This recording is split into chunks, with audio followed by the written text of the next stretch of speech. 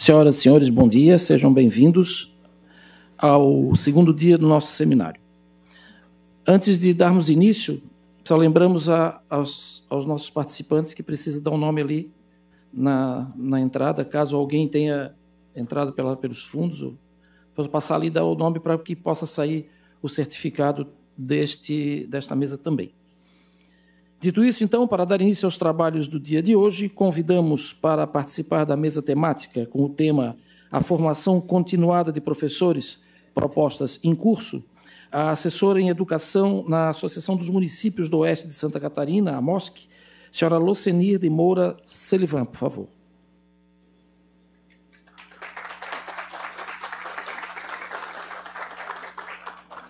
O professor do Programa de Pós-Graduação em Educação da Universidade Municipal de São Caetano do Sul e coordenador adjunto do Programas Profissionais da Área de Educação do CAPES, doutor Nonato Assis de Miranda.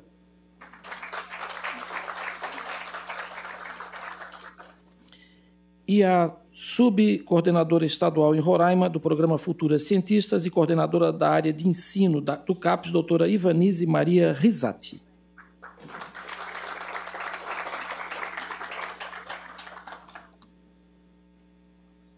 Para mediar este debate, convidamos o professor doutor Maurício Capobianco Lopes.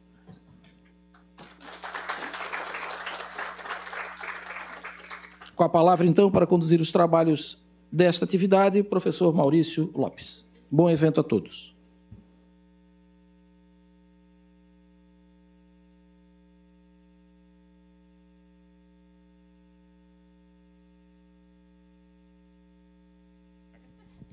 Aí agora acho que foi.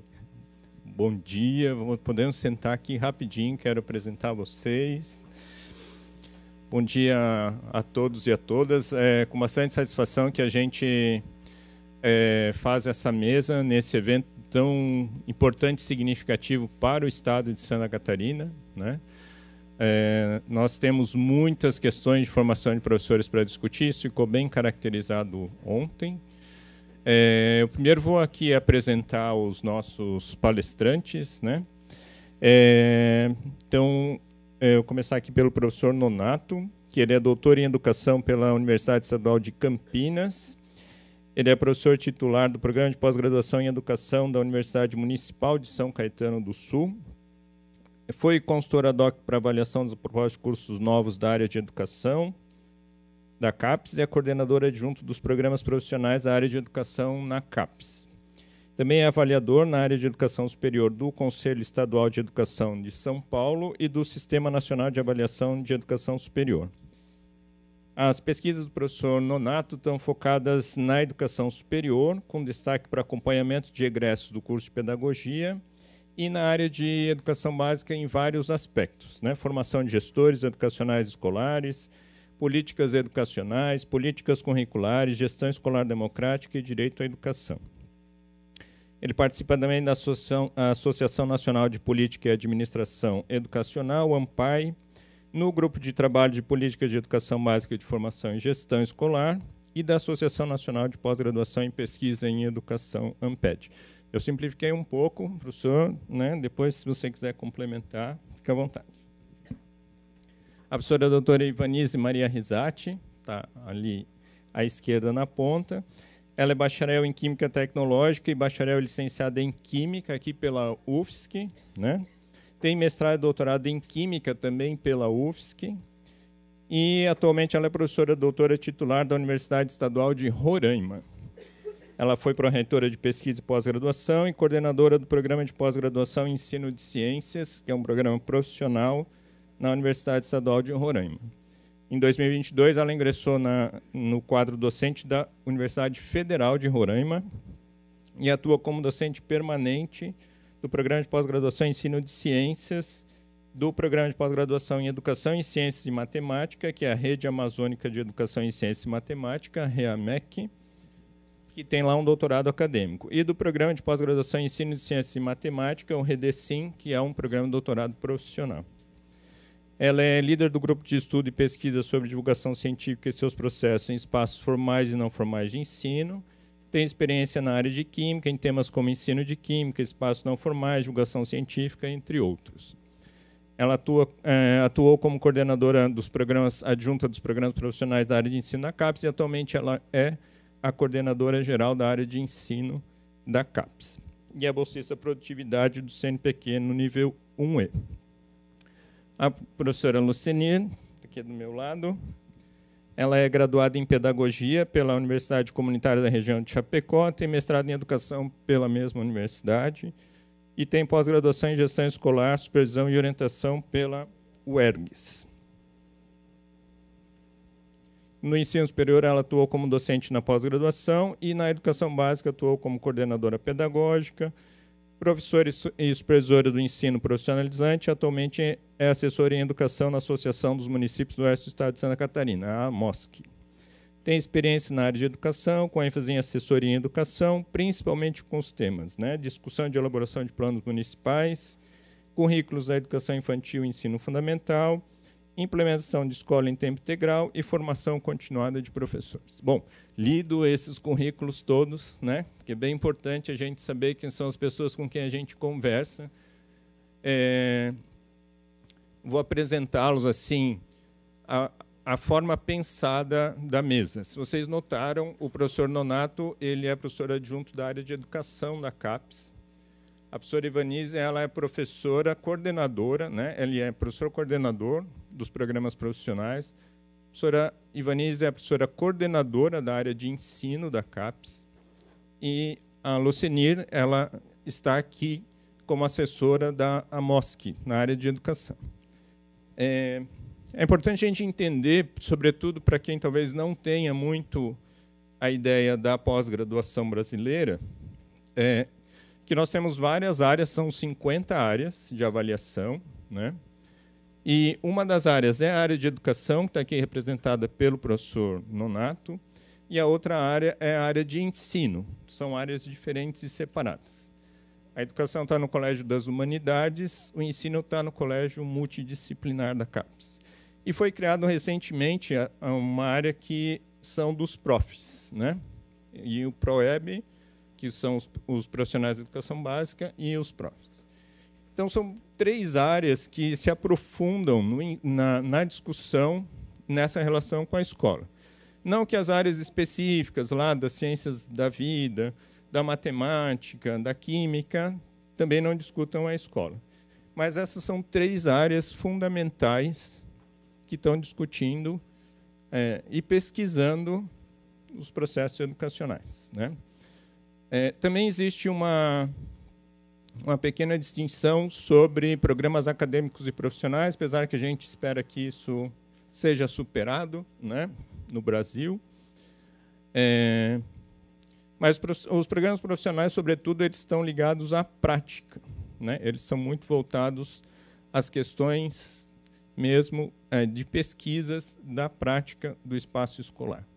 Então, só para situar um pouquinho, né, porque que essas pessoas estão aqui. E a Lucenir, ela vai nos trazer um exemplo de formação, de um processo de formação continuada no estado de Santa Catarina, né, que foi também uma das coisas que na organização foram pensadas, de nós conhecermos, né, a nossa comunidade e como é que a gente atua num processo de formação continuada. Ontem, a gente teve, né, a formação continuada, ela está presente em todas as falas, para quem teve ontem. E uma outra discussão muito importante que surge junto com isso é a valorização da carreira do magistério, né? Então, ontem a gente foi convidado a fazer muitas reflexões, uma delas, talvez, uma muito maior, é quem quer ser professor hoje, né? Porque a gente tem uma questão que não é mais só pensar a permanência do estudante. Se as universidades estão pensando na permanência do estudante na graduação, nas licenciaturas, as redes estão pensando na manutenção do professor na carreira, né? Porque isso também não está fácil. Então, esse processo de formação continuada precisa responder a muitas perguntas. Eu elenquei aqui algumas do resultado das falas de ontem. Eu não sei se eles vão responder todas, né? Até porque eles não sabem as perguntas que eu fiz, porque eu fiz ontem, depois do evento, né? Deixei eles descansarem. Mas a gente já tinha conversado antes. Mas algumas questões são essas, né? Como é que a gente pode fixar os professores nessa carreira do magistério? Como é que nós vamos formar esses professores para essas demandas da contemporaneidade, que são múltiplas e são dinâmicas, né? A escola está no meio de uma sociedade muito dinâmica. Uma outra questão que foi, né, surgiu ontem, é como é que a gente vai lidar com esse novo perfil de estudante na escola, né? E esse estudante que tem cada vez mais seduções fora da escola, né? Então, como é que a gente vai fazer essa relação estreita, forte e positiva entre a escola e a comunidade, a sociedade, né? Porque a escola também tem estado assim, tem levado flechadas de todo lado, né? Como é que a gente vai fazer uma formação continuada que seja significativa para o professor, né? E que, de fato, amplie os conhecimentos dele e modifique as práticas e ações pedagógicas, né? Que não sejam aquelas formações que ele vai lá, ouve, fala muito legal e não transforma o cotidiano escolar, né? E aí tem uma questão bem séria, porque nos foi provocado ontem, por que as instituições privadas não estão aqui? Acho que é uma questão que ficou, né, para ser debatida futuramente. Mas, sobretudo, quando a gente trata da educação como um bem público, a gente precisa pensar qual é o financiamento público para a educação, né?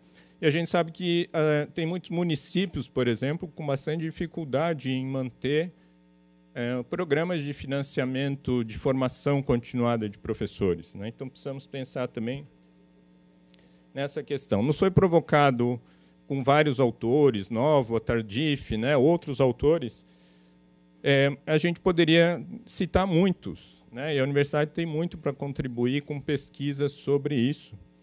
Então, para eu parar de falar, a ideia aqui é a gente se preocupar em oferecer formações continuadas de qualidade, bem pensadas, planejadas, curto, médio e longo prazo, para que os nossos gestores também não fiquem à mercê das seduções do mercado, né? Porque a gente sabe que os secretários de educação, a todo instante, recebem empresas que querem vender soluções. Agora sim, sua rede vai, né?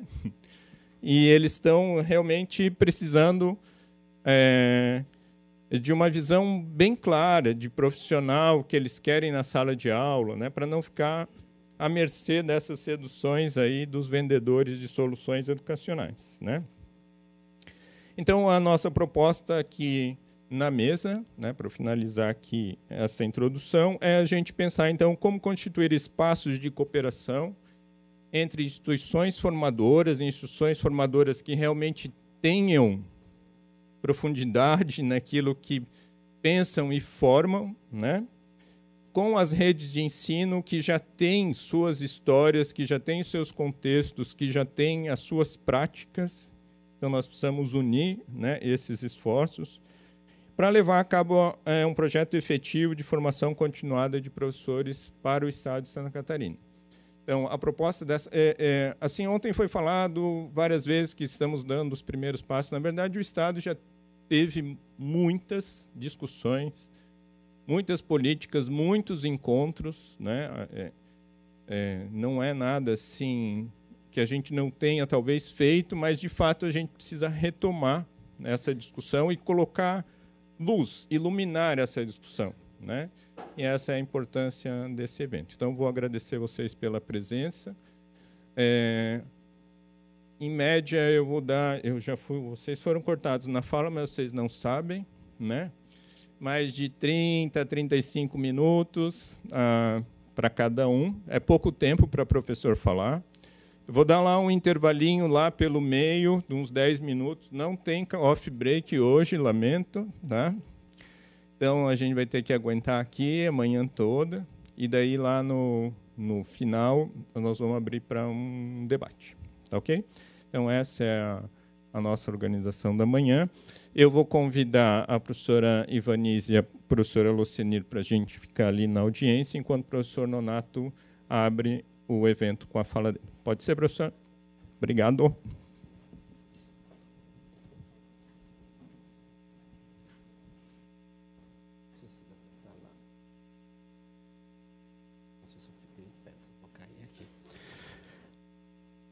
Bom dia a todas as pessoas aqui presentes. Primeiro, é uma satisfação enorme poder falar para educadores. E quando o professor estava falando a respeito do meu currículo, ele falou se eu poderia acrescentar alguma coisa, eu preciso acrescentar. Eu sou um profissional que atuou na educação básica por 33 anos. Então, eu conheço a sala de aula, eu fui professor, fui coordenador, diretor, vice-diretor, supervisor de ensino, não sei se aqui tem a mesma nomenclatura, dirigente regional de ensino. Ainda não fui secretário de educação, mas isso não significa que não serei um dia, né? Porque eu sou uma pessoa que acredita na educação, no papel transformador da educação.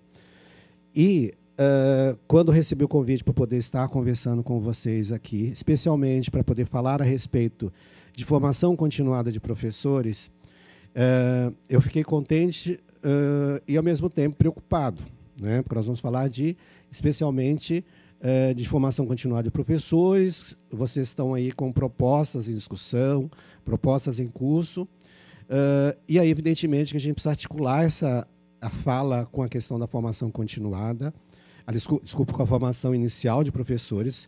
Eu sei que ontem já houve uma fala bem interessante do Ulisses, né, que ele traz um cenário da formação de professores no Brasil, algo que vem nos preocupando muito.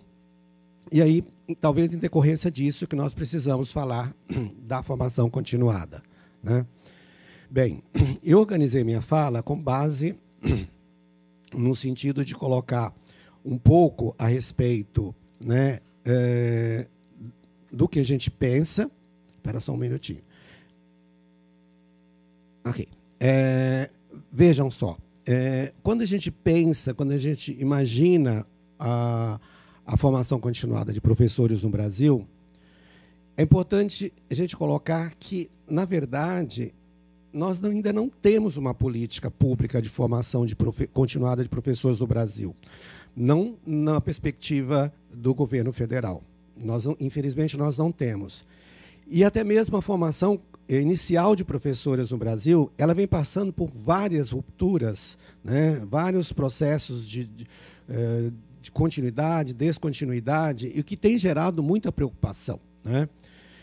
Por que eu digo isso? Se nós pensarmos na formação de professores no Brasil, tomando como base a LDB de 1996, de lá para cá, nós já tivemos cinco marcos legais importantes. Então, a gente não tem uma política de fato. Nós temos iniciativas que são importantes, que são fundamentais, mas que, de alguma forma, elas precisam ser rediscutidas, né? Então, nós tivemos 5 resoluções. E quais seriam essas 5 resoluções que nós tivemos até então? Vejam. Deixa eu voltar aqui. A primeira, então, pensando da LDB para cá, a primeira resolução que nós tivemos, voltada para a questão da formação de professores, estou me referindo à formação inicial de professores, é uma resolução de 2002. Ela foi extremamente importante porque, de alguma forma, nós superamos um pouco aquela questão da formação que vinha muito pautada na ideia que surgiu de 1930, lá do 3+1, né? E que, de alguma forma, essa resolução, eu diria que ela ainda está vigente, embora tenha sido revogada em decorrência do que vem acontecendo com as resoluções que sucederam a ela ainda existe de alguma forma. Então, ela voltou-se, evidentemente, ela instituiu diretrizes curriculares nacionais para a formação de professores no Brasil, em nível superior, em cursos de licenciatura, evidentemente, licenciatura plena, que a gente já vinha falando isso desde 1996, já que as licenciaturas curtas deixaram de existir, porque não fazia mais sentido que aquilo que a LDB se coloca em 1996, quando institui a década da educação e por aí vai, né? E aí, em 2006, nós tivemos um marco importante, que foi a criação das diretrizes curriculares nacionais para a formação de pedagogos, de pedagogia. A pedagogia é um curso que tem uma resolução exclusivamente dela. Trata-se da Resolução 1 de 2006. Né? Mas ela sempre dialoga com a resolução que trata da formação de professores em âmbito mais geral. Tá? Essa continua vigente. Tá? Até hoje permanece a Resolução 1 de 2006. Embora tenha discussão que em breve teremos uma outra, mas, por enquanto, ela permanece, mas adequando-se aí com a questão da formação de professores de modo geral. E aí, nós tivemos uma outra resolução em 2015, tá? Que foi uma resolução que representou um avanço significativo, tanto na formação inicial de professores, quanto na formação continuada de professores. Por que isso? Porque essa resolução, ela instituiu as diretrizes nacionais para a formação inicial e formação continuada de professores, tá? Coisa que, infelizmente, não vem acontecendo. Professores do Magistério da Educação Básica. E, claro, que ela trata também da formação de graduados, de segunda licenciatura, que é um assunto preocupante também no Brasil, essa questão das segundas licenciaturas, porque é uma forma extremamente precarizada de formação de professores. Mais do que isso, nós temos um problema bastante sério, que é a formação de professores graduados, mas não licenciados, né, que são professores de áreas diversas, administração, contábeis, qualquer outra área que não é professor, e ele cursa, né, um curso, frequenta um curso de formação pedagógica, e ele se torna professor de uma forma extremamente aligeirada, e esses professores vão para as redes, eles vão para as escolas, não é? E aí isso é muito preocupante, porque é a razão pela qual a gente precisa discutir a formação continuada, porque as escolas, lá, os diretores, eles vão ter que lidar com esses professores que chegam, especialmente as redes públicas, porque quando é um concurso, ele foi aprovado, nas provas você recebe o professor, e esse professor, evidentemente, que não está, muitas vezes, qualificado para atender ali, efetivamente, as demandas da escola. E aí, cabe à escola, cabe à rede de ensino trabalhar com a questão, qualificá-lo, que é aí que vem a questão da formação continuada. E essa resolução, eu trouxe ela para falar um pouco, porque ela tratou da formação continuada do magistério de uma forma bem mais adensada, né? Veja, ela tem, eu não vou discutir todos eles, mas ela traz o entendimento que se tem a respeito de formação continuada, que ela coloca lá, compreende as dimensões coletivas, organizacionais e profissionais, bem como o repensar do processo pedagógico, dos saberes e valores, e envolve atividades. Aí vem o que pode ser essa formação continuada, como é que ela se processa, como é que ela se efetiva, por meio de vários aspectos, por exemplo, de extensão, grupos de estudo, reuniões pedagógicas, cursos, programas e ações para além da formação mínima exigida na escola, lá na universidade. E, além de tudo, quando a gente pensa na questão da formação continuada, a gente precisa entender que a sociedade mudou, o mundo mudou. Se antigamente os cursos de graduação, eles tinham o propósito de formar alguém para a vida, a pessoa trabalhava, formava, e arrumava um emprego, aposentava naquele emprego. Hoje não é mais assim. Você termina e você já precisa se qualificar logo em seguida. Aí a grande necessidade de formação continuada. E a educação, como o professor colocou há pouco, vem demandando cada vez mais para os gestores, porque a questão da qualidade é algo que vem sendo muito demandado. Vejam, nós tivemos os desafios grandes em relação à educação de alguns tempos. Hoje, a escola, de algum tempo para cá, é uma escola democrática, uma escola para todos. Nós superamos muito o problema da questão da exclusão escolar. Entretanto, surgem outros desafios. Ofertar, você garante acesso, você garante terminalidade, você garante permanência, você garante terminalidade, mas você também precisa garantir qualidade, né? Se você não tiver acesso, permanência, terminalidade e qualidade, você não está cumprindo com o seu compromisso social com a educação. E esse é um grande desafio para o sistema público, é um grande desafio para os gestores educacionais e escolares, tá? E essa formação continuada, como trata lá nessa resolução, ela se deve pela oferta de atividades diversas, dentre elas, por exemplo, cursos das mais diferentes formas de organização, como curso de extensão, de aperfeiçoamento, de extensão, os mestrados, os doutorados, sim. Os cursos de pós-graduação, tanto lato sensu quanto estrito sensu, são cursos de formação continuada também, né? Evidentemente que são cursos que têm uma formação muito mais adensada. E, claro, que nós ainda não conseguimos ter um número grande de profissionais da educação frequentando cursos de estrito sensu, mas a gente espera que isso possa ampliar. Esse é o grande desafio que nós temos pela frente, que é ampliar a oferta de cursos, especialmente para a formação de professores. A área de educação, assim como a área de ensino, que o professor Ivanise vai conversar, nós efetivamente temos como a maior parte, a grande maioria dos nossos estudantes, dos nossos alunos, são alunos da educação básica e superior, mas principalmente da educação básica. Tá? E aí, essa resolução que eu estava comentando, 15, ela tinha um prazo de implementação de 2 anos, então seria 2017, agosto de 2017, prorrogou para agosto de 2018, depois prorrogou para agosto de 2019, só que aí o que aconteceu? Ela não foi implementada. Ela foi revogada, né?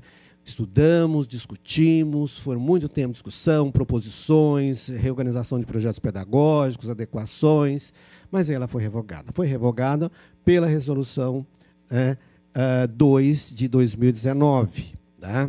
E essa resolução 2 de 2019, por razões diversas, mas nós tivemos aprovação da BNCC, consequentemente, a BNCC orientou a elaboração dos currículos. Se você tem uma alteração nos currículos, você precisaria pensar na formação do professor, de tal forma que ele pudesse atender esse novo currículo. Aí veio, evidentemente, que a resolução 2, que ela trata exatamente da formação inicial de professores para a educação básica, né? Tanto que ela instituiu a Base Nacional Comum para a Formação Inicial de Professores. Então, estava muito articulada, né, com a questão da Base Nacional Comum Curricular, ou seja, a BNCC. Tá? E aí, o que acontece? Ela não trata de uma forma tão adensada a formação continuada como a Resolução 2 de 2015. Né? Mas, o que acontece? Ela aborda ainda, ela traz uma discussão a respeito da formação, uma política de formação de professores, né, em consonância, evidentemente, com a BNCC, tá? Mas ela traz alguma discussão a respeito da formação de continuada. Então, ela não ignora a formação continuada, ela traz essa discussão, e aí ela vai, inclusive, vai ser proposto, no ano subsequente, uma resolução que vai tratar exclusivamente da formação continuada de professores no Brasil. Então, é uma política que a gente passa a ter, tá? Mas que vai surgir um pouco mais à frente. Estou me referindo da resolução 1, né, de outubro de 2020, que essa sim ela vai dispor exclusivamente da formação continuada de professores da educação básica, mas muito articulada, evidentemente, com a resolução 2 de 2019, muito articulada com a questão da Base Nacional Comum Curricular, porque era tudo isso que discutia. Nós ficamos 2 anos discutindo essa resolução. Foram 2 anos de discussão, debates. Lembro que, na época, a presidente do CNE era a professora Maria Helena Guimarães de Castro, e nessas discussões ela participou conosco. E eu fiz uma indagação. Eu perguntei o seguinte, professora Maria Helena, Eu gostaria de saber se realmente essa resolução será implementada, porque a 2 de 2015 nós discutimos muito, reelaboramos, fizemos os projetos e tudo mais, e até que ela acabou sendo revogada. Não, essa resolução não será revogada, não será prorrogada. Essa é a minha grande preocupação. Aconteceria, em tese, em 2022. Bom, e aí ela trouxe um problema sério, a resolução 2 de 2019, gente. Qual era o grande problema? Ela tinha 3 formações, uma delas ela tratava da formação, ela trazia a dupla diplomação na pedagogia. Então, você teria que formar professores para a educação infantil e professores para os anos iniciais do ensino fundamental. O que, de uma certa forma, no meu entendimento, é inviável, considerando a realidade do Brasil.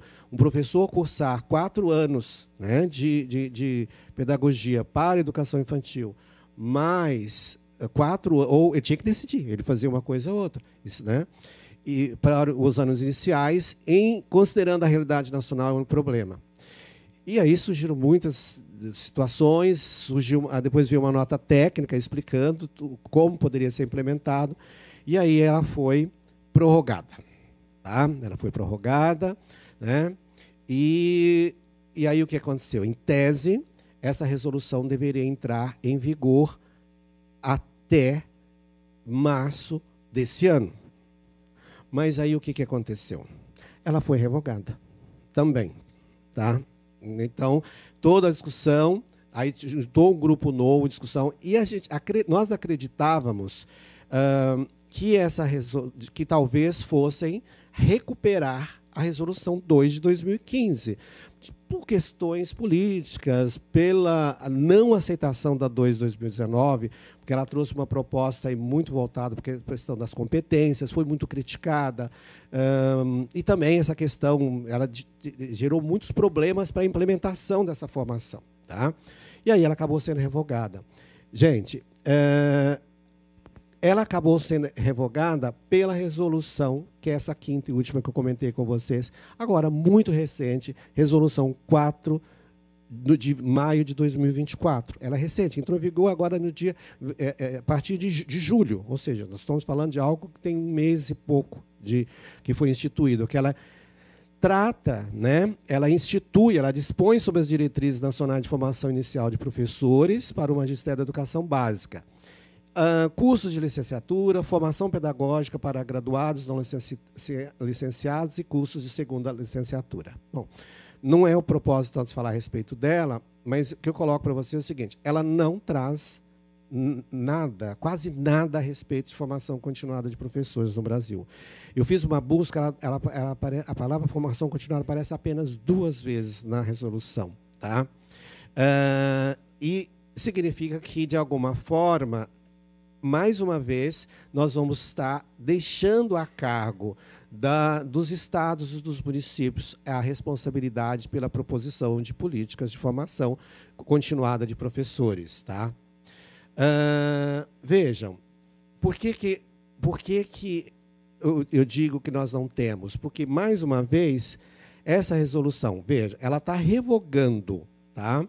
Tanto a resolução de 2019, que trata, né, que é natural, uma vai revogando a outra, mas ela revoga também essa resolução 1 de 2020, que discutia especificamente a formação de continuada. Então, nós não temos, atualmente, no Brasil, uma política nacional que trata especificamente da formação continuada de professores. Tá? E, mais do que isso, ela, talvez, o avanço que ela tenha é no sentido de repensar essas segundas licenciaturas. Não sei se vocês têm observado, mas nós temos segundas licenciaturas aí que as pessoas frequentam o curso em 6 meses. A pessoa se torna professora em 6 meses. Não sei como que é possível isso, fico imaginando, né? A pessoa se torna professora em 6 meses. E ontem eu estava conversando com uma pessoa que foi nos buscar no aeroporto, que trabalha aqui, acho que nessa assembleia, e ela estava me mostrando uma coisa que eu fiquei mais horrorizado ainda. Ela me mostrou um WhatsApp que tem uma instituição que fala, você frequenta um curso desse, você tem um brinde, um outro curso. Né? Eu falei, gente, mas do céu, mas é uma promoção. Né? Eu nunca vi coisa assim tão assustadora. que precariza tanto a formação de professores no Brasil. Mas era isso mesmo, eu não acreditei, ela me mostrou. Faça o curso, pague... e não tem TCC, não tem estágio, estava escrito, ela me mostrou. E você recebe o diploma e ainda tem como brinde um segundo curso. Falei, nossa, eu fiquei realmente desesperado, para ser sincero, tá? Bom, feito esse preâmbulo para vocês, em relação à ideia de formação inicial e mostrando que nós, infelizmente, não temos uma política de formação continuada de professores no Brasil e que a pós-graduação em estrito sensu, ela pode contribuir sistematicamente para isso. Resolvi mostrar um pouquinho o que nós temos na área de educação. Eu sou coordenadora adjunta da área de educação, né? O professor Ângelo é o coordenador geral, eu sou dos programas profissionais, a professora Gisele Real é dos programas acadêmicos. Programas profissionais, nós focalizamos especialmente a qualificação profissional. É isso que nós trabalhamos, os mestrados profissionais, e agora doutorados profissionais. Atualmente nós tínhamos 3 doutorados, nós temos agora 14, nós aprovamos 11 cursos de doutorados, um deles aqui em Santa Catarina, vou mostrar para vocês. Nós tratamos exclusivamente, nós discutimos, nós focalizamos a formação de profissionais para a educação. Especialmente, a grande maioria dos nossos cursos formam professores e gestores para a educação básica. A grande maioria dos nossos programas tem isso, tá? E aqui em Santa Catarina, de um modo geral, vocês contam com um total de 13 programas, sendo 12 acadêmicos e 1 profissional, tá? Nesse quantitativo, já existe aqui um total desse total de 13 que nós temos, apenas 3 são programas, são somente os cursos de mestrado, e os demais, aí, os 9, eles contam com mestrado e doutorado. Tá? Então, relativamente, né, eu trouxe aqui só para mostrar rapidamente para vocês, não vou colocar, quais são esses programas que existem aqui em Santa Catarina. Então, tem a Univale, a FURB, a UFSC, a UNOESC, a Univille, e todos eles, de alguma forma, discutem a formação de professores. Então, vai abordar, vai contemplar também a formação continuada de professores, né? Além desses, nos 3, nós temos a Unisul, a Uniplac, a Unichapecó, a Federal da Fronteira Sul, a Unesc, né? Todos com área de concentração na área de educação. E eu fiz um destaque ali, se vocês observarem, todos eles, de alguma forma, vão discutir formação de professores, formação e gestão de processos educativos. Todos esses programas, de um modo geral, de alguma forma ou de outra, vão tratar de formação de professores e gestores numa perspectiva de formação continuada, que a formação inicial foi na educação básica, né? E ainda, para finalizar, a UDESC, a Uniarp. A Uniarp é uma instituição que é a única que tem programa profissional, mestrado e doutorado aqui em Santa Catarina. Lá em Caçador, é onde que eu fui. Frio, gente, Nossa Senhora. Eu não vou esquecer disso nunca, viu? Nossa Senhora. Eu fui para Santa Catarina, fui para lá, a Marlene está aqui, ela falou, traga agasalho. Eu levei agasalho, era muito frio, gente. Eu tive que me arrumar uma blusa. Eu literalmente vesti a camisa da universidade, que fiquei o tempo todo com a jaqueta deles vestido, né? E o Instituto Federal Catarinense. Tá? Então, nesse total, nós temos esses 13 programas, todos eles vêm discutindo formação de professores e gestores aqui em Santa Catarina. E aí, buscando lá ajuda, busquei localizar onde é que estão esses programas, né? Como é que eles estão distribuídos aí no estado de Santa Catarina. Então, essa é a distribuição deles. Não me peçam, por favor, para poder colocar onde é cada cidade, porque eu não vou saber, viu, gente? Mas vocês sabem, tá? Eu trabalhei direitinho, mas eu coloquei... esse é um gráfico de pintar, e eu queria entender como é que eles estão geograficamente distribuídos. Então, quando a gente observa o estado aqui de vocês, né, dá para perceber que eles estão até que relativamente bem distribuídos. Isso significa que é possível contemplar, de alguma forma, aí para atender a formação de vocês. O número é um número bom de estrito senso, viu? Nós temos estados brasileiros que têm, às vezes, um programa, tá? E em todos os estados a educação está. A educação hoje são 196 programas ao todo. É uma área grande, a terceira maior área, né?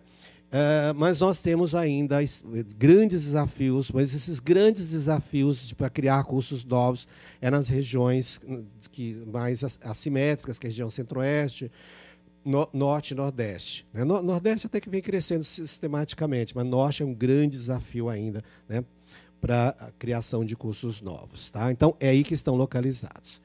Bom, vejam, o que eu gostaria assim, de estar mostrando, finalizando para vocês em relação à ideia que a gente tem, ao que a gente pensa a respeito de formação continuada de professores. A inexistência de uma política pública no âmbito nacional, ela acaba forçando os sistemas estaduais, a exemplo do que vocês estão fazendo aqui em Santa Catarina, a fazer proposições de criar políticas públicas para a formação continuada de professores, né? Isso é necessário, né? Isso se faz necessário, porque a formação inicial ela é ainda um problema, porque ela tem ainda muitas deficiências, né? Eu não sei, eu acho que o meu slide acabou colocando outro, mas eu tinha colocado uma lâmina aqui para mostrar para vocês, que foi apresentado, inclusive, ontem pelo Ulisses, na fala dele lá no INEP, e ele traz um percentual grande de cursos de áreas que os professores não têm formação específica na área e estão atuando.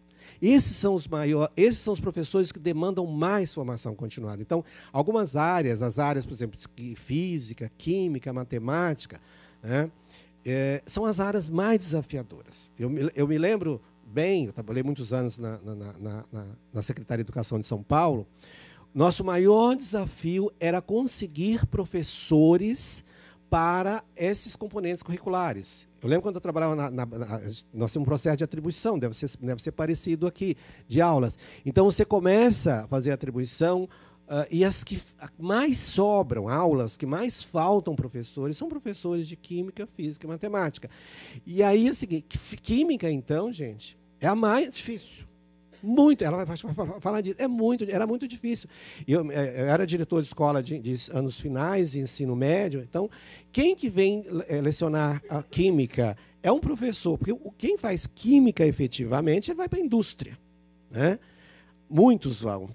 E aí, assim, você precisa do professor, e esse professor, às vezes, ele teve uma carga horária de química ou de física e vem ensinar física, mas ele tem muitas fragilidades formativas e, consequentemente, isso gera sérios problemas na qualidade do ensino. Então, essa é uma das razões que nós precisamos aí de ter professores qualificados para poder atuar de uma forma mais eficaz e oferecer um ensino de melhor qualidade. E aí, cada vez mais, nós vamos demandar por formação continuada, em decorrência das fragilidades da formação inicial de professores no Brasil. Tá? É isso. Me coloco agora à disposição de vocês. Muito obrigado.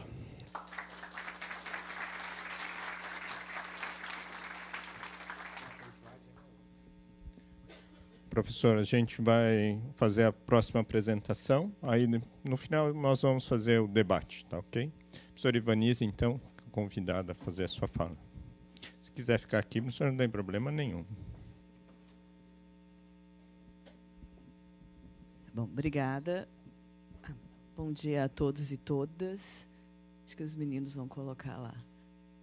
Com muita dor no coração, eu vou fazer um bate e volta em Santa Catarina, né? Eu sou catarinense e aí eu estou numa atividade no Rio de Janeiro desde segunda e, infelizmente, tive que fazer um bate e volta, mas muito feliz de participar deste importante evento que discute a formação continuada de professores. Eu sou catarinense, estudei em escola pública aqui no estado, sou do sul de Santa Catarina. Fiz toda a minha graduação, mestrado e doutorado em uma instituição pública, com bolsa do CNPq naquele momento.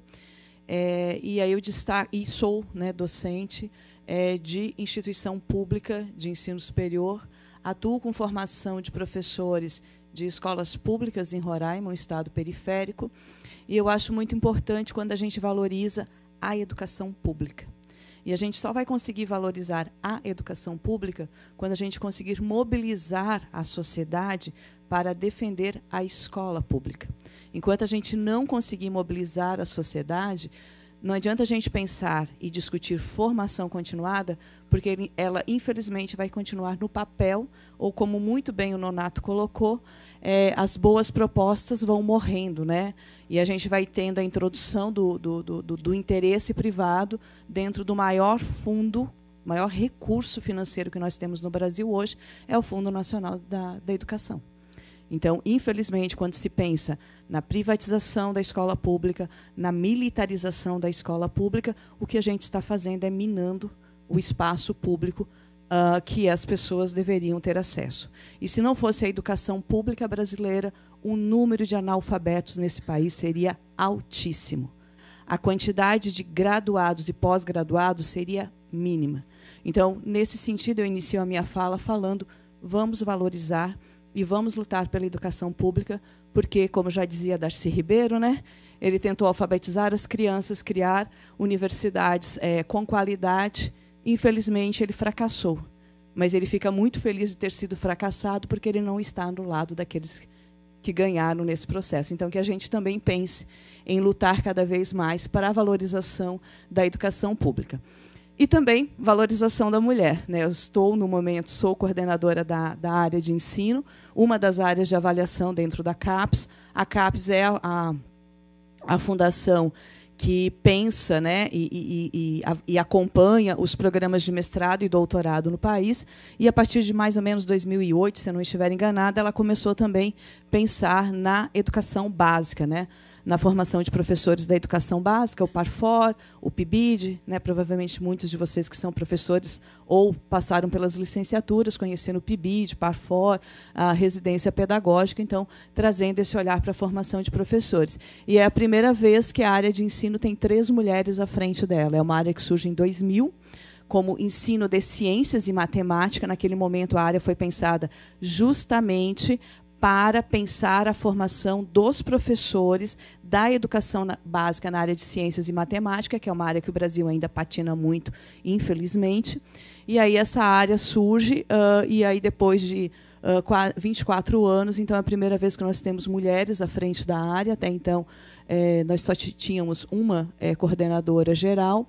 E a primeira vez, eu brinco que eu sou uma roraimada, é a primeira vez que tem uma coordenação fora do eixo sul-sudeste. Então, acho que isso também é importante de a gente destacar. Então, essa área surge com 5 cursos, e ela realmente é organizada dentro da CAPES, com esse olhar para a formação de professores da educação básica. Nós saímos da educação, porque naquele momento, no final dos anos 90, a educação tinha uma certa resistência à criação de programas voltados para a formação de professores da educação básica, porque o Brasil tem um olhar muito academicista e americanizado de quem vai para a pós-graduação são aqueles pesquisadores que estarão nas instituições de ensino superior ou nas instituições de pesquisa. Então, não havia um olhar para formar os professores da educação básica. E aí, assim, surge a área de ensino de ciências e matemática naquele momento. E aí, em 2001, nós já éramos 16 programas, inclusive com o primeiro mestrado profissional em ensino de ciências e matemática, que estava na Universidade Federal do Rio Grande do Sul. Depois vão surgindo outros programas profissionais, tanto no Sul quanto na região Sudeste e Nordeste. Então, eu digo com muito orgulho que a área de ensino foi a primeira área na CAPES que pensou formação de professores da educação básica. Hoje, essa área está em torno de 187 programas distribuídos no Brasil, e mais ou menos 50% dos programas da área de ensino são programas da modalidade profissional, ou seja, aqueles programas que realmente têm como foco a pesquisa e a formação de professores pesquisadores em nível de mestrado e agora em nível de doutorado, porque o Brasil sempre foi muito resistente a essa palavrinha profissional, né? Mas esses profissionais que passam pela modalidade profissional, tanto da área de ensino quanto da área da educação, são pesquisadores que vão ter leituras de referenciais teóricos, que vão pensar todo o rigor da pesquisa científica para desenvolver as suas dissertações e agora as suas teses. Então, a gente conseguiu vencer o preconceito da modalidade profissional nos mestrados, e aí, a partir de 2017, somente em 2017, é que a CAPES permitiu que as instituições pudessem mandar propostas de doutorado profissional, e agora a gente está na briga dizendo, sim, precisamos formar doutores para atuar na educação básica. Afinal, nos institutos federais, nas escolas agrotécnicas e nos colégios de aplicação que atuam com a educação básica, a gente tem professores, mestres e doutores. Por que as demais escolas do Brasil não podem ter mestres e doutores? Então, acho que esse é um ponto muito importante para a gente destacar. Então, a área de ensino, no quadriênio, né, porque os programas são avaliados a cada 4 anos, então, no último quadriênio, nós temos essa quantidade de programas, temos 4 programas nota 7 da modalidade acadêmica, um está no Paraná, que é da Estadual de Maringá, Estadual de Londrina, e aí depois nós temos um programa nota 6, que é inclusive da Universidade Federal de Santa Catarina, que é o mestrado em Educação Científica, e na modalidade profissional nós temos 8 programas nota 5. Não temos ainda nenhum programa nota 6 e 7, justamente porque os doutorados foram criados somente em 2018, e agora é que eles vão passar pela primeira avaliação de um ciclo completo, e talvez já tenhamos os primeiros doutorados profissionais com nota 6. E a região sul, ela acaba tendo uma grande concentração de programas nota 3 e 4, justamente porque são programas novos, são programas recentes. Então, a área de ensino teve uma expansão maior a partir de 2010, 2011, 2012. Então, quando ela surge lá em 2000, ensino de ciências e matemática, e aí, a partir de 2007, 2008, a gente começa a receber programas, né, com outras finalidades, não pensar mais somente o ensino de ciências e matemática. Então, hoje, a área é multidisciplinar, nós temos 20% de programas que discutem o ensino em saúde, programas que discutem a educação científica e tecnológica, a educação profissional, criatividade no ensino superior, programas de ensino em linguagens, ensino em humanidades. Em educação inclusiva, nós temos um programa do Instituto Benjamin Constant, recém-aprovado, que só discute a educação inclusiva de alunos cegos. Então, eles têm feito muito material didático, muita formação de professores com esse olhar. E já temos também alguns programas de educação escolar indígena e étnico-racial, pensando nesses diferentes contextos. Então, só para mostrar para vocês essa diversidade dos programas da área de ensino. E aqui é o panorama do que a gente tem da área, que eu acho que é importante a gente conhecer, afinal, estou fazendo propaganda da área de ensino, né? Então, entre 2021 e 2022, a área teve mais de 2.500 dissertações acadêmicas e 3.500 dissertações profissionais sendo defendidas. E aqui eu quero destacar a questão das dissertações da modalidade profissional, porque na área de ensino, na modalidade profissional, esse professor, esse discente, ele é obrigado a pensar num produto educacional. E esse produto educacional vai estar relacionado com o contexto da sala dele, com as demandas que ele traz da sala de aula enquanto docente. Ou seja, a área produziu entre 21 e 22 quase 3.500 produtos educacionais. Que se a gente conseguisse uma conversa direta com as secretarias de educação, imaginem quanto desse material didático poderia estar sendo distribuído nas escolas e contribuindo com a melhoria da qualidade da educação. Então, isso foi o total de concluintes que nós tivemos em 2021 e 2022. Então, nós tivemos 1.844 professores da modalidade profissional, 1.600 na modalidade acadêmica e as primeiras os primeiros doutores, né, da modalidade profissional. E aí, desse total de concluintes, né, que são quase 6.000, egressos dos programas da modalidade de ensino em 2 anos, 85% deles são professores da educação básica e, em sua maioria, continuam professores na educação básica. Porque um grande discurso que a gente ouve é que, se o professor da educação básica fizer mestrado e doutorado, ele não fica na escola. Mentira, eles ficam na escola. Eu tenho egressos, doutores, inclusive um que fez em Burgos, que continuam na educação básica, que continuam desenvolvendo pesquisa e que contribuem com a Secretaria, tanto municipal ou estadual, de educação. E aqui, né, o concluinte por gêneros, então a área de ensino forma, em sua maioria, mulheres. Então, nós temos um número maior de mulheres em relação à quantidade de homens que são formados na área de ensino. Então, essa área, o que a gente pesquisa, o que nós fazemos, né? Então, a gente pensa em pesquisas e produções em ensino de determinado conteúdo. Então, é muito comum a gente ver dissertações falando sobre conteúdos de química, de física, de matemática, de biologia, mas não o conteúdo pelo conteúdo, mas como contextualizar esse conteúdo e como levar isso para a sala de aula. Além disso, a gente já tem trabalhos que vão discutir as questões da temática, da educação inclusiva, étnico-racial e assim por diante. E a gente vai desenvolver pesquisas tanto nos espaços formais quanto nos espaços não formais, praças, museus, né, e outros espaços que ultrapassem os limites da sala de aula. E aí, nesse sentido, né, a nossa área se preocupa em compreender e aprimorar esses processos de ensino, de aprendizagem, pensar a formação de professores, né, a produção de material didático, metodologias, processos avaliativos e, inclusive, novas formas de comunicar ciência. Afinal, nós estamos, infelizmente, num período de anticiência, das pessoas acharem que, se tomarem vacina, vão virar jacaré. Então, como que a gente lida com isso dentro da sala de aula? Né, por outras questões ideológicas e assim por diante. Então, nesse sentido, há necessidade de a gente reforçar ainda mais essa formação dos docentes. Então, dentro da área de ensino, a gente tem muito esse olhar da pesquisa aplicada, dessa relação. Desculpem. Do que vocês trazem de demanda da sala de aula, buscando os conhecimentos científicos dentro dos programas de mestrado ou doutorado e levando isso para a sala de aula. Então, nesse processo mesmo de uma pesquisa translacional. E aí, como muito bem o Nonato já comentou, dentro da CAPES, a gente tem 2 modalidades, né, estricto sensu, acadêmicos e profissionais. Os acadêmicos, quando foram criados, é esse olhar mais para a pesquisa básica e formação de pesquisadores que vão atender as instituições de ensino superior e institutos de pesquisa. E aí, depois, né, com essa demanda de formar pessoas que estavam já em serviço, porque é essa temática que a gente usa, né, esse termo que nós usamos, formar pessoas em serviço, surge, então, a modalidade profissional. Só que ela já surge com uma penalidade. A CAPES não apoia os programas profissionais. Né? Então, depois de muita briga, finalmente eu consegui que a CAPES nos ouvisse e a gente está levando uma demanda para eles, para que eles possam rever essa questão de não financiar os programas profissionais, tendo em vista que são programas que deveriam estar como áreas prioritárias no país, que é justamente a formação de professores e formação de profissionais da saúde.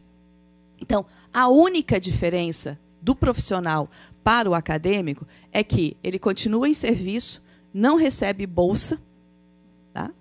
E precisa desenvolver um produto na área de ensino, um produto educacional. Mas, no mais, é o mesmo nível de qualificação.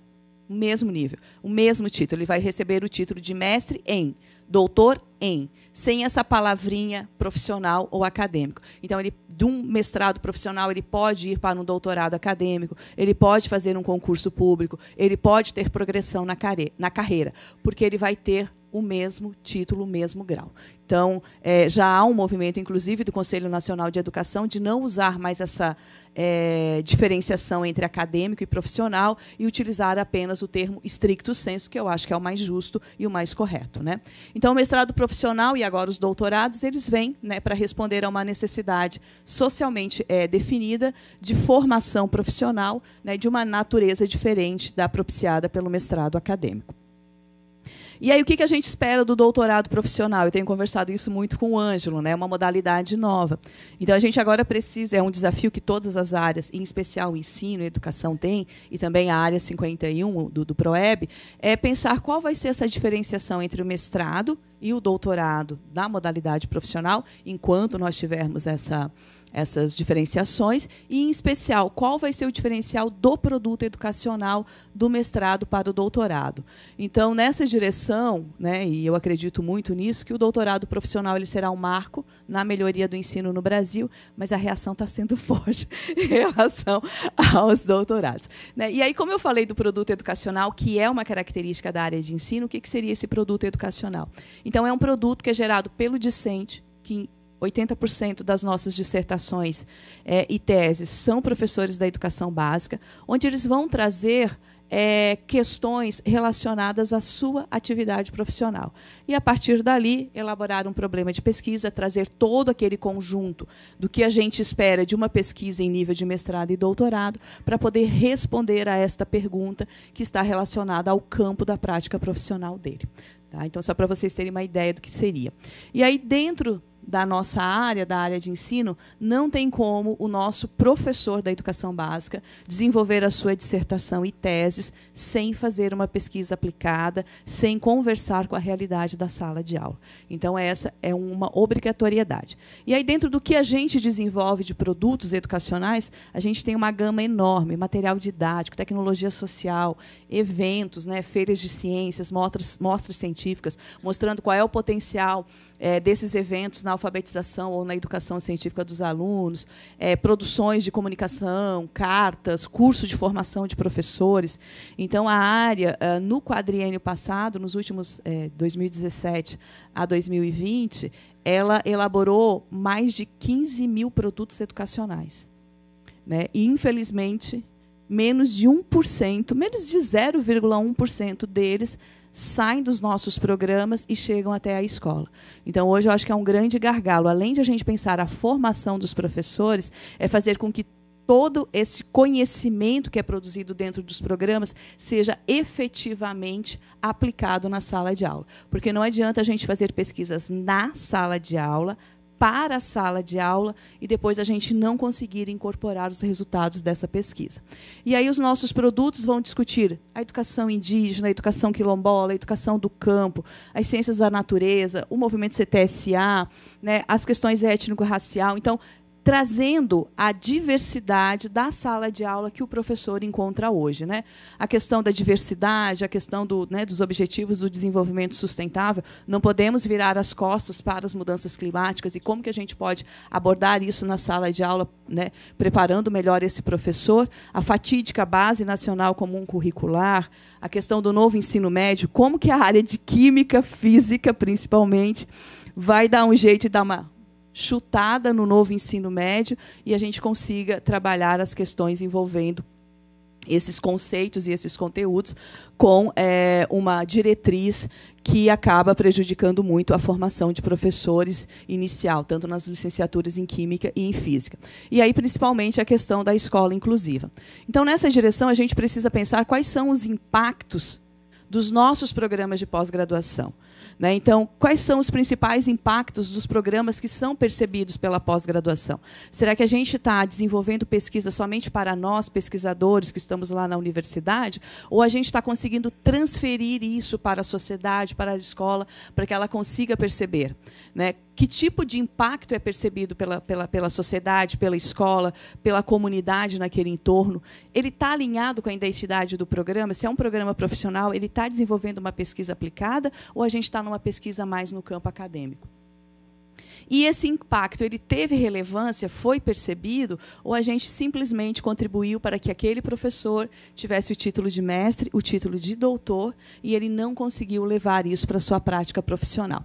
E aí eu gosto muito dessa pirâmide, porque a gente está discutindo muito a excelência na pós-graduação, na formação de mestres e doutores. A área de ensino, e eu acho que também a área da educação, ainda não tem problema na falta de procura. Então, a gente sempre tem os processos seletivos com muitos candidatos, mas tem outras áreas que já não tem mais candidatos, já não tem pessoas mais interessadas na pós-graduação, e a gente precisa pensar muito nessa pirâmide. A base da pirâmide educacional é a educação básica. Se a gente não fortalecer a educação básica, a gente não vai ter como sustentar a graduação e, consequentemente, a gente não vai ter como sustentar a pós-graduação. Se eu virar essa pirâmide aí, não vai dar certo, ela não se sustenta. Então, eu não sei a realidade, né, do meu estado, que eu já estou há 14 anos fora, mas em Roraima, pós-pandemia, os terceirões, né, as turmas de terceiro ano das escolas públicas, que tinham em média 30, 35 alunos, hoje tem em média 12, 15, e que não tem interesse nenhum em ir para os cursos de graduação. Então, não adianta a gente pensar na formação dos nossos professores em nível de mestrado e doutorado se a gente não conseguir dialogar com essas outras bases da pirâmide. Então, a gente precisa pensar em estratégias, e não vão ser os programas de pós-graduação sozinhos que vão conseguir dar conta disso, nem os nossos professores, mestres e doutores que vão conseguir resolver esse problema. Tem que ser uma política pública, uma política bem aplicada, onde a gente consiga dialogar com a educação básica. Então, pensar, de repente, aí a gente tem as fundações de amparo, né, as fundações estaduais de amparo à pesquisa, que poderiam pensar em bolsas de iniciação científica júnior para os nossos estudantes da educação básica estarem atuando com os alunos da graduação, com os nossos alunos da pós-graduação, onde eles já conheceriam aquele outro ambiente e talvez eles achariam mais interessante desenvolver pesquisas nas diferentes áreas do conhecimento do que fazer TikToker, né, ou acompanhar joguinhos de videogame no YouTube. E aí, nessa direção, é importante a gente pensar nessa formação continuada, que pesquisador, professor a gente quer formar, né, para atender aquele contexto que eles estão inseridos, e que professor, pesquisador nós estamos formando. Então, quem são os egressos que saem dos programas de pós-graduação da área de ensino, da área de educação? Quem são esses professores, pesquisadores da educação básica que estão saindo dentro dos nossos programas de pós-graduação? E aí, quando eu falei daquela pirâmide, algo que nós precisamos discutir fortemente é a formação inicial de professores. Tá? Então, a gente teve, recentemente, né, os dados mostrando a preocupação dos professores formados na educação à distância. Nós temos uma pressão fortíssima para que a stricto sensu, formação de professores, também seja EAD. E aí a gente não pode precarizar a formação em nível de stricto sensu. A gente já precarizou as licenciaturas na formação inicial. E a gente não pode precarizar a formação em nível de mestrado e doutorado, porque muitos professores da educação básica não têm liberação, redução de carga horária, eles têm que se virar no 30, tem 40, 60 horas, não sei quantos alunos, quantas turmas, às vezes se desloca de um colégio para o outro, e mesmo assim ele tem que dar conta de fazer um curso de mestrado sem nenhum apoio da Secretaria Municipal, sem nenhum apoio da Secretaria Estadual e muitas vezes sem apoio da própria direção da escola. Então, se a gente permitir que os programas de mestrado e doutorado para a formação de professores sejam EAD, o que o coleguinha do lado vai dizer? Bom, como é EAD, a aula é gravada, você se vira para fazer no sábado e no domingo. E não é isso que nós queremos. Formação de professores necessita de presencialidade, necessita de discussões, necessita dessa corrente. Então, eu acho que é um movimento que a gente precisa pensar muito. E aí, claro, né, as áreas que mais sofreram com EAD, e isso tem estudos já mostrando, foi o desempenho dos alunos da pedagogia, o desempenho dos alunos de química e de física, que foi muito baixo quando comparado com os programas presenciais, né? E, além disso, segundo o Censo da Educação Superior de 2022, na rede privada foram preenchidas apenas 3% das vagas em cursos de formação de professor de química e 2,4% nos de física. Nas públicas está pior ainda. Tem ano que não entra nenhum aluno nos cursos de química e de física. E como é que a gente vai resolver esse problema? Como? Por isso, a ideia daquela pirâmide. E aí aqui eu trago essa chargezinha, né, para a gente pensar.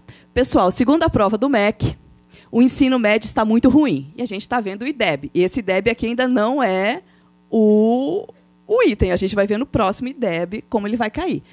O que vocês acham que está acontecendo? Falta de investimento. A gente não tem investimento na escola pública. Professores desmotivados? Sim, muito desmotivados. Escolas caóticas, escolas violentas. Como é que a gente resolve esse problema? Mal remunerados, salários baixíssimos, escolas sucateadas, né? A gente quer trabalhar o ensino de ciências, mas não tem um laboratório de ciências. Tem que trabalhar o letramento digital, mas não tem um laboratório de informática, não tem nem internet. Às vezes não tem nem o ar-condicionado funcionando direito. todas as alternativas acima. Então, quando a gente for pensar a formação de professores, eu tenho que pensar também em estratégias envolvendo o Estado, municipal, estadual, regional e nacional, porque não é somente formar professores, mestres e doutores. A gente tem que ir muito além. Já estou quase terminando, tá, gente? E aí, antes que o Maurício me corte aqui. E aí todo mundo faz propaganda, né? Finlândia, melhor educação do mundo, papapá, papapá. E aí vão os nossos gestores, os nossos políticos para a Finlândia, ficam lá 15 dias, aí voltam. Gente, a educação da Finlândia é maravilhosa, eles investem. Aí, quando você chega com uma proposta, olha só, vamos melhorar o salário dos professores, vamos pensar numa valorização. Ah, não, isso é gasto. Né? Vamos cortar os gastos, qual é o primeiro que sofre? Educação e ciência. Então, falar e agir de outra forma não está dando certo, e o Brasil está mostrando isso. Na Finlândia, a escola não é um negócio. Não se pode fazer da escola um negócio. BNCC, novo ensino médio, privatização, militarização, estão mostrando que no Brasil a gente faz da escola um negócio. E aí lá na Finlândia, olha só que legal, no mínimo os professores têm curso de mestrado. Então é investido na formação deles. Eles são bem remunerados. As escolas têm excelente infraestrutura. E, principalmente, são reconhecidos pela população. Eu não sei em que momento da história da educação brasileira a gente perdeu esse fio, e hoje eu dava presente para a minha professora no dia 15 de outubro. Hoje, 15 de outubro, a gente está lá trabalhando, dando aula, nem nos dão, né, uma folguinha. Então, para a Finlândia, os professores são o coração do nosso sistema. Então, não adianta a gente pensar em estratégia de tecnologia, vamos investir na nanotecnologia, vamos investir na indústria automobilística, se a gente não formar engenheiros. Para formar engenheiros, eu tenho que melhorar o ensino de matemática, o ensino de física lá na educação básica.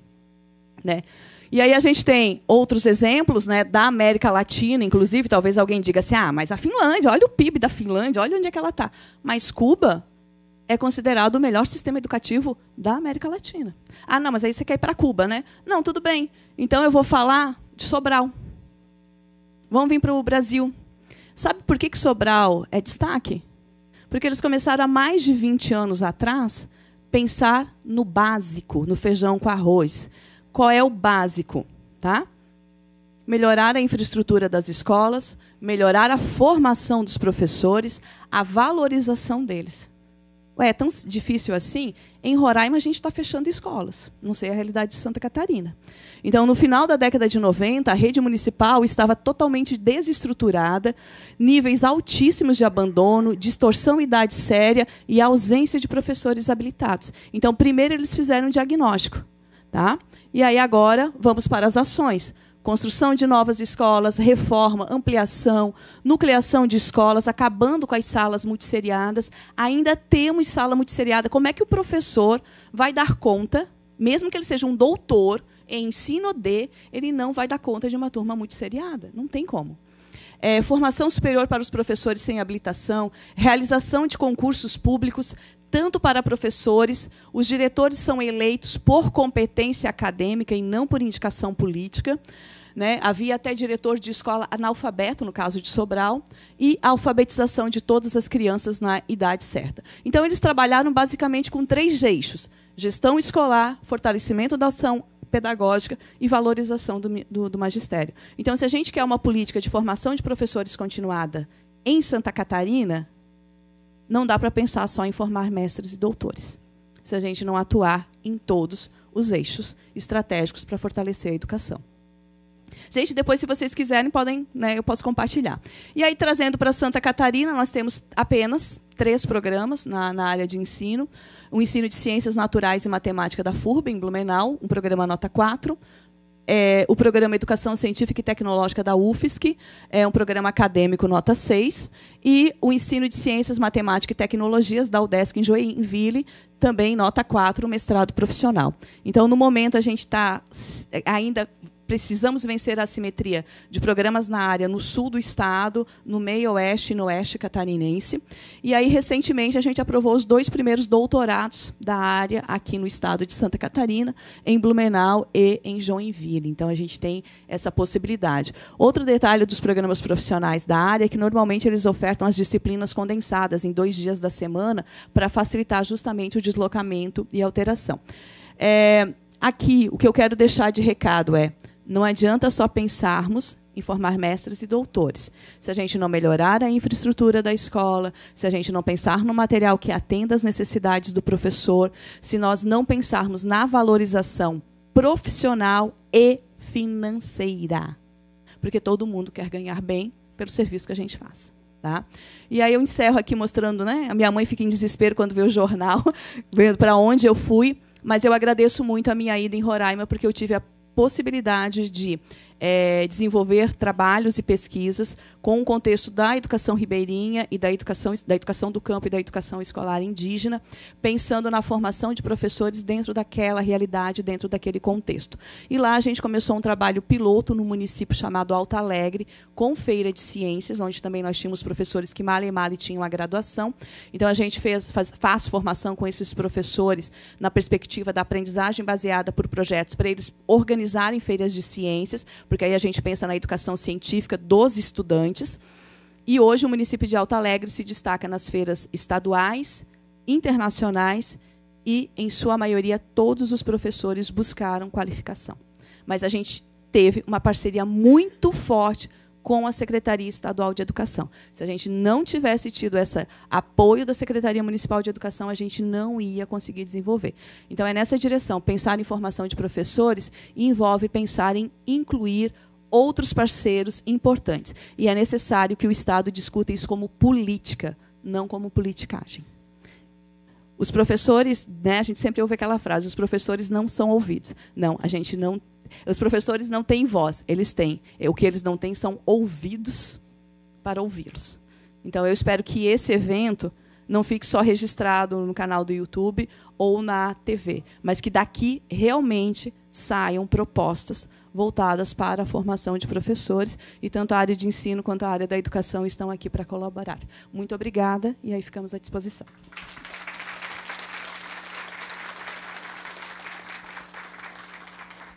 Obrigado, professora Ivanise. Então, no horário, e aí eu acho que quem precisa ir no banheiro e tal, vamos fazer assim 10 minutinhos de intervalo para se esticar e tal, porque uma manhã inteira sentado, né? Aí a Lucianina aguenta um pouquinho, mas assim, ó, são 9h05, 9h10h05, 10h15 a gente retoma, tá? A gente está bem no horário.